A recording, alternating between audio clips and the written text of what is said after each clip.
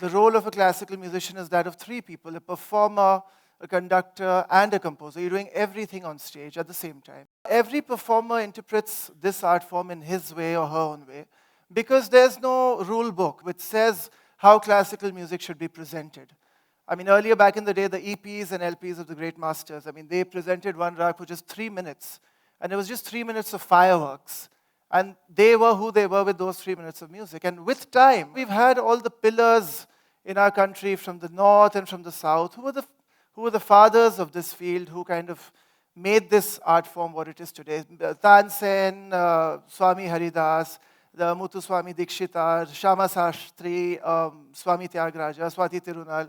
All these great masters made this art form what it is today, and we all are pretty much enjoying the benefits of what they have done. And one very, very important aspect of Indian classical music is that we have microtones and micronotes here. We are able to slide and glide from the second note to the fifth note. For example, so I'm going from re to pa, which is the second note to the fifth note. But in between, there are many notes. Sa, re, ga, ma, pa. But I'm doing da, na. Now, this element is unique only to the tradition in our country, because the element of, I mean, there's a lot of staccato and vibrato, all those things all around the world. But to slide and glide, we call it meant. I mean, this is a great blessing we have in our field. So, da, na, da, na. So these things, I mean, this beauty, this grace, it's something which is very unique to only our tradition. And then we have a lot of embellishments. I'm not going to get extremely technical and talk about, things like gamak, murki, all these things. But these are all embellishments. For example, if we just choose a set of notes, za, re, ga, ma, pa. Now within this, with the embellishments, I can improvise and make it more beautiful, like you dress up a bride. Da, e, na, re, na, e, ta, re, ra, de, na, re, ra. Now, these elements here, these are all embellishments. So we have technical terms for all of this.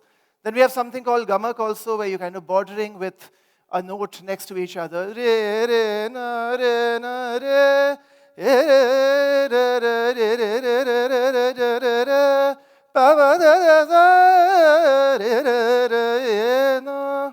So sky's the limit for improvising. I mean, you can do what you want.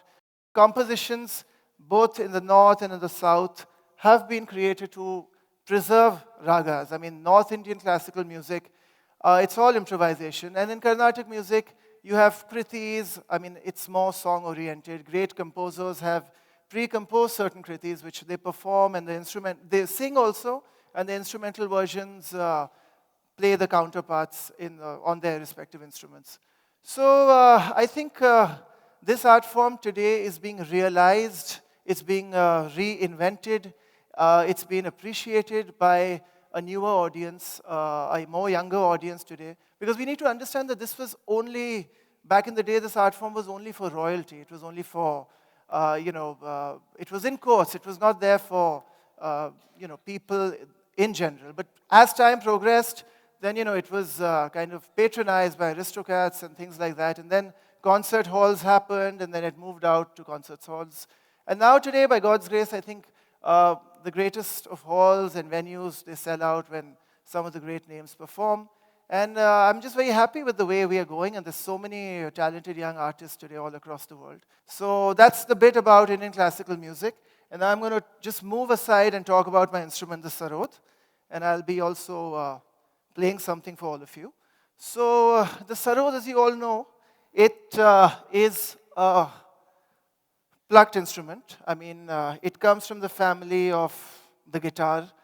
And it was initially, this instrument was modified from an instrument called the rabab, which you still hear all around the world, especially in Central Asia, Kashmir, and Afghanistan.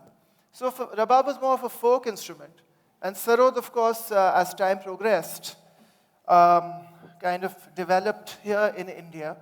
And it was well, it was something which was required perhaps because Rabab had gut strings, Sarod has steel strings, and the wooden fingerboard was replaced by a steel fingerboard. And this instrument is made out of teak wood. It's hollow from inside, and this is skin here, and we have 19 strings altogether. There are 11 sympathetic strings, which resound from below, and there are 4 main strings and 4 drone strings. So what I was speaking about the rag and the order of ragas which have ascending and descending notes. So we tune these sympathetic strings to the scale or the rag that we are playing. So in this instrument, every note resounds from these sympathetic strings as you play it. And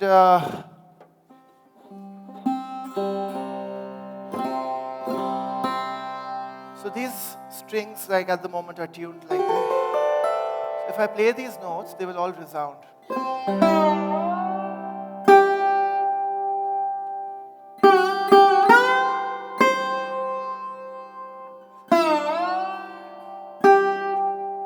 So this natural vibration is happening here as you perform. And this plectrum, it's made of coconut shell. It's called Java. So, and also we dip our fingers into some coconut oil, which few drops of coconut oil on cotton wool. So a lot of coconut here happening. And the most unique feature of this instrument is that most string instruments like cello, guitar, mandolin, violin, they all played with the fingertips. So if I play Sarod with the fingertips, the sound is extremely flat, like this.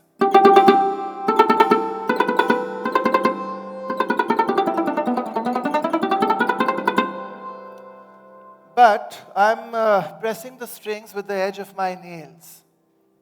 So the sound changes completely. It gets more refined and finer, like this.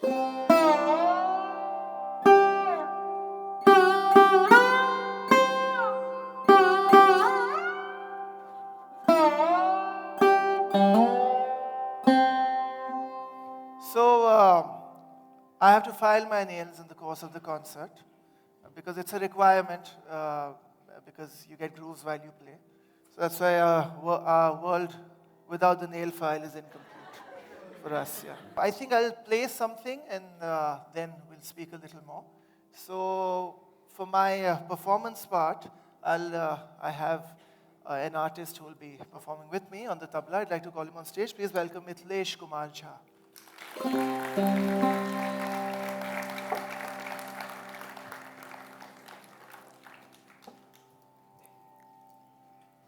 He has been performing with all the superstars of the field, and I'm very fortunate to have him here today.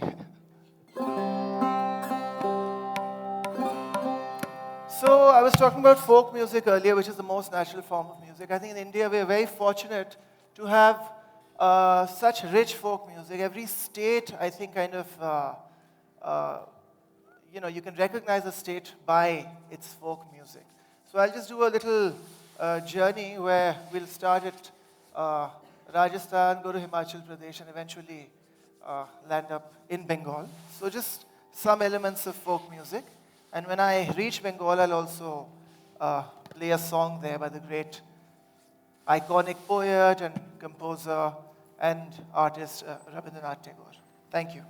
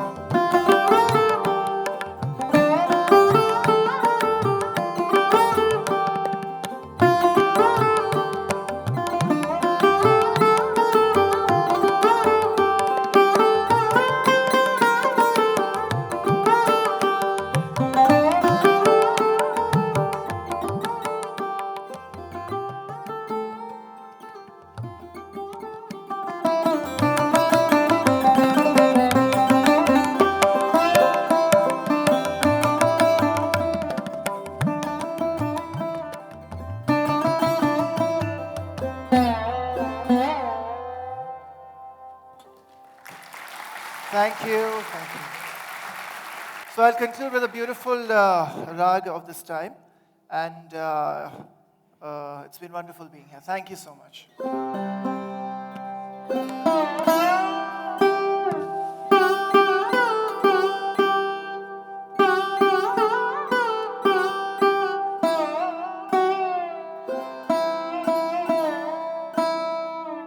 Rag Yaman Kalyan.